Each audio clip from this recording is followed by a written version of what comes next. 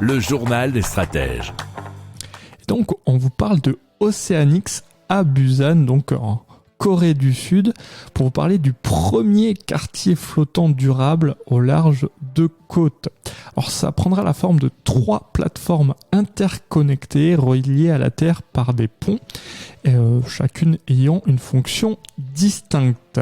Alors, donc, il y aura la plateforme d'hébergement qui propose chambres avec vue sur le port, boutiques, restaurants et autres espaces communs, nous dit admagazine.fr.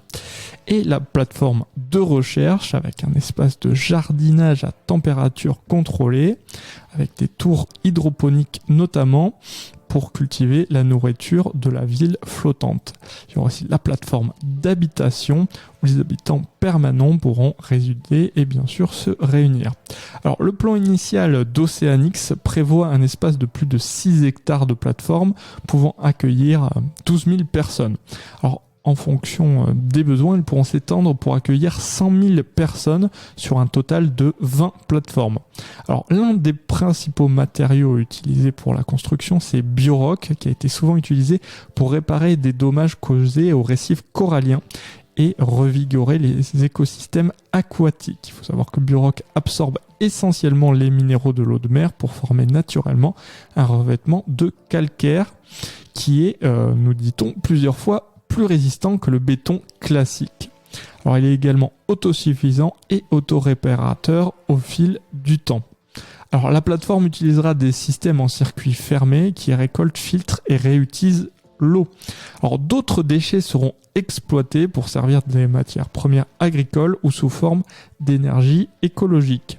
Alors l'énergie solaire et éolienne permettra une autonomie électrique des plateformes, mais les plateformes seront tout de même connectées au réseau électrique local en cas d'urgence. Alors Oceanix, il faut savoir que c'est le fruit d'une collaboration qui a été faite entre un programme des Nations Unies, mais aussi du groupe Bjarke Ingels, de la filiale de Samsung Samu Architects and Engineers, ainsi que la société d'ingénierie Arup Group. Alors, la construction de ce projet, qui s'élève à 627 millions de dollars, devrait débuter en 2023 et s'achever avant la fin de 2025. Si vous aimez cette revue de presse, vous pouvez vous abonner gratuitement à notre newsletter qui s'appelle La Lettre des Stratèges, LLDS, qui relate, et cela gratuitement, du lundi au vendredi, l'actualité économique, technologique, énergétique, mais aussi de l'hydrogène et puis de tout ce qu'on trouvera super intéressant pour votre vie.